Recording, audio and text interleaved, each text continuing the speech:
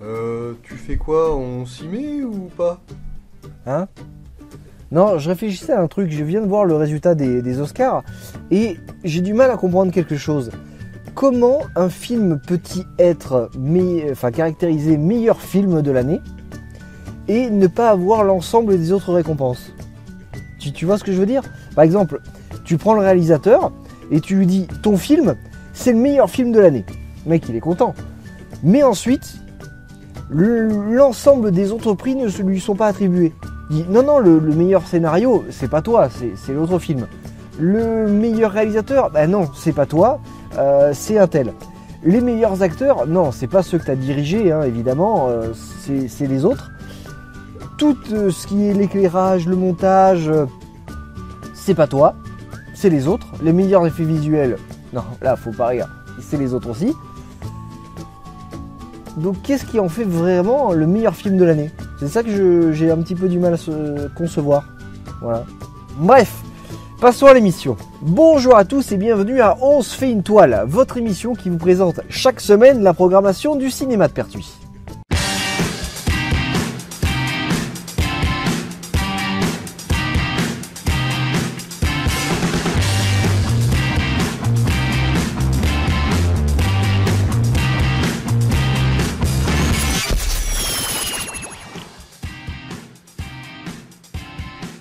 On commence de suite cette chronique avec la programmation du 2 au 8 mars. Et si vous aimez les films oscarisés. Vous croyez que votre journal a les reins assez solides pour s'y attaquer? Oui, je le crois. Et vous? Spotlight de Tom McCarthy, qui vient juste de recevoir l'Oscar du meilleur film, justement. Le scénario s'intéresse à une équipe de journalistes d'investigation qui enquête pendant 12 mois sur les suspicions d'abus sexuels au sein de l'institution catholique. Pour un petit garçon pauvre qui grandit à Boston, quand un prêtre fait attention à vous, c'est pas rien. C'est difficile de dire non à Dieu. Si vous aimez les films césarisés. Vous faites bien la baignoire à fond, hein? Vous n'oubliez pas les cheveux là dans le siphon. Je suis persuadée qu'on va bien s'entendre. Fatima, de Philippe Faucon. Fatima travaille comme femme de ménage avec des horaires complètement décalés. Et malheureusement, un jour, elle chute et se fait mal. Elle va donc prendre le temps de sa convalescence pour écrire les choses qu'elle n'a jamais pu dire à ses filles. Dis donc, c'est les vases communicants, vous deux, hein? Comment? C'est l'une qui passe à l'autre. Les soucis, l'énergie. Oui, moi je la pose et elle m'a posé ça. Si vous aimez les films alcoolisés. Chaque année, on fait la route des vins, mais sans sortir du salon. Et chaque année, on change de route. Voilà, et cette année, on a décidé de commencer par l'Est. La chance. Et croyez-moi, il vaut mieux nous avoir au début qu'à la fin. Saint-Amour, de Benoît Delépine et Gustave Kern.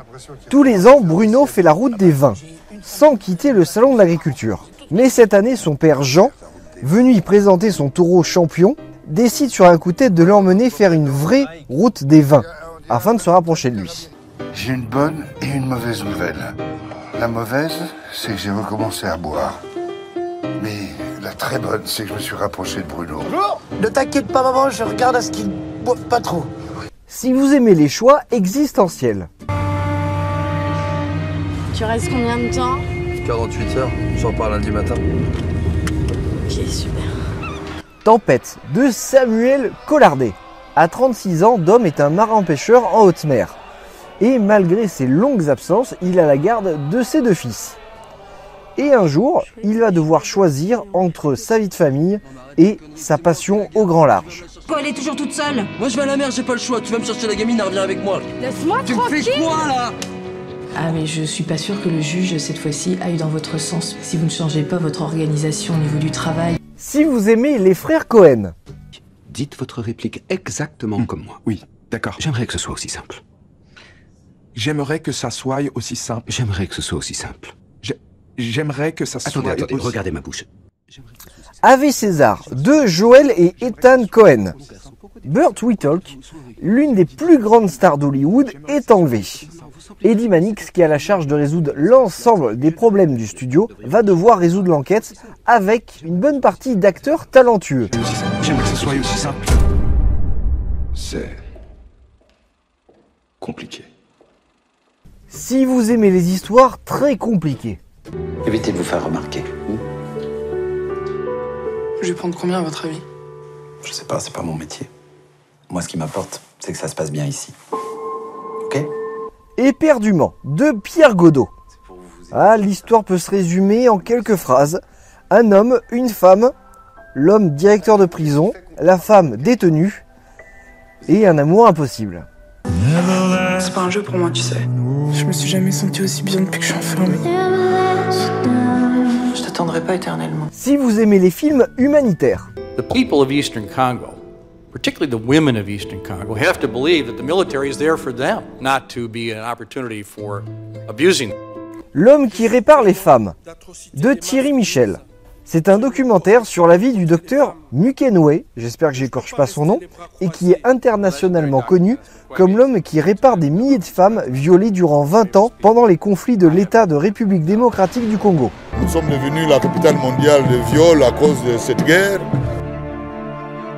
Il y a des femmes que j'opérais pour la deuxième, voire même la troisième fois.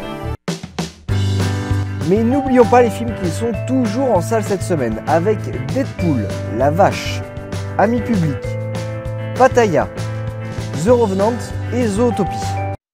Et cette semaine, nous avons deux événements.